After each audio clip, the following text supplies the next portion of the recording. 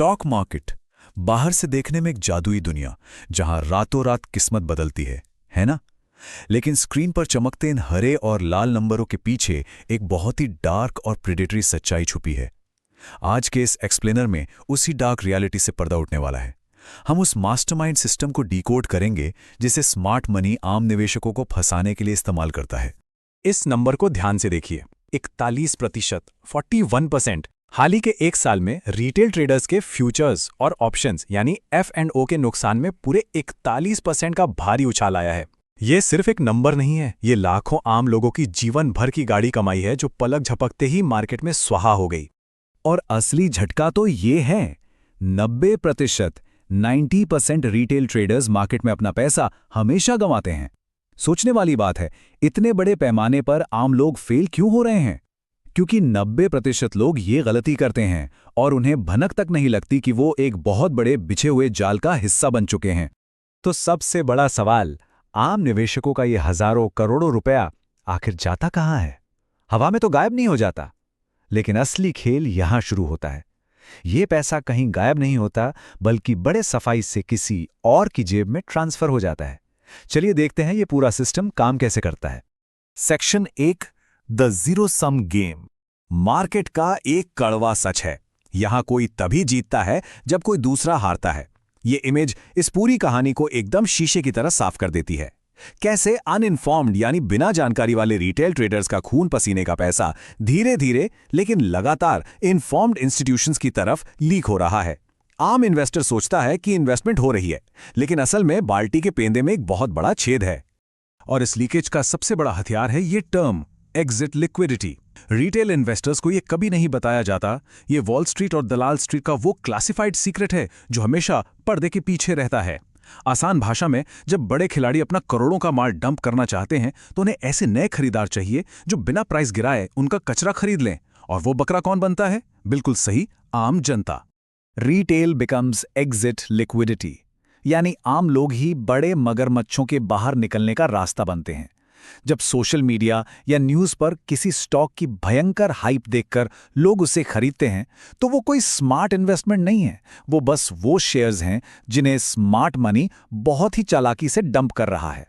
इसे 2022 के खौफनाक टेरा लूना क्रैश से समझते हैं। 2022 की शुरुआत में ही इसके बर्बाद होने के वार्निंग साइंस आ चुके थे। मिड 2022 आते आते स्मार्ट मनी ने चुपचाप अपना सारा पैसा निकाल लिया। और लेट 2022 में क्या हुआ? रिटेल ट्रेडर्स ने सोचा कि सस्ता मिल रहा है, बाय द डिप के चक्कर में पड़े और पूरी तरह इस ट्रैप में फंसकर तबाह हो गए। सेक्शन 2, मैनिपुलेशन के हथियार। चलिए उन हथियारों को देखते हैं जिनसे ये शिकार होता है। सबसे क्लासिक और खतरनाक चाल है पंप एंड डंप स्कीम। इसके 3 सिंपल स्टेप्स हैं। पहला, प्रमोशन।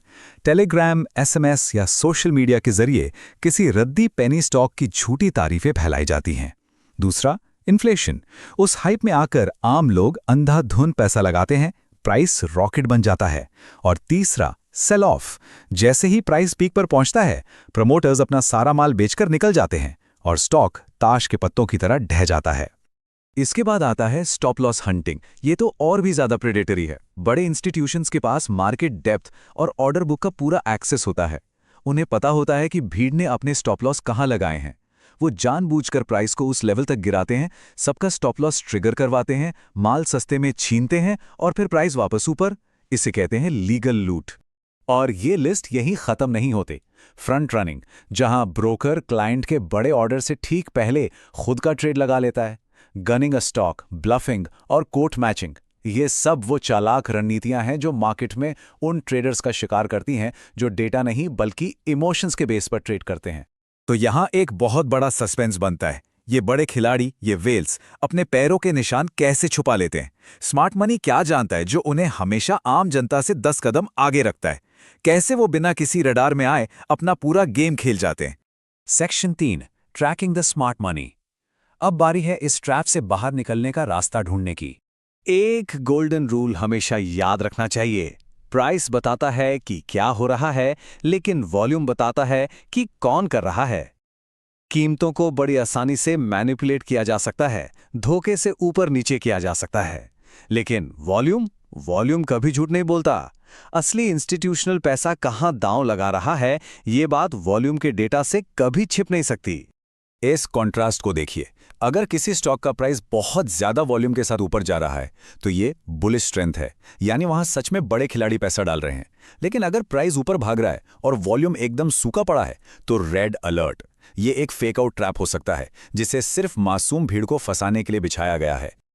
और जब ये बड़े इंस्टीट्यूशंस ऑर्डर लगाते हैं तो वो क्या हथकंडे अपनाते हैं? वो VWAP यानी वॉल्यूम वेटेड एवरेज प्राइस का इस्तेमाल तब करते हैं जब उन्हें हाई वॉल्यूम वाले स्टॉक्स में भीड़ के साथ छिपकर बिना किसी शोर के खरीदारी करनी होती है।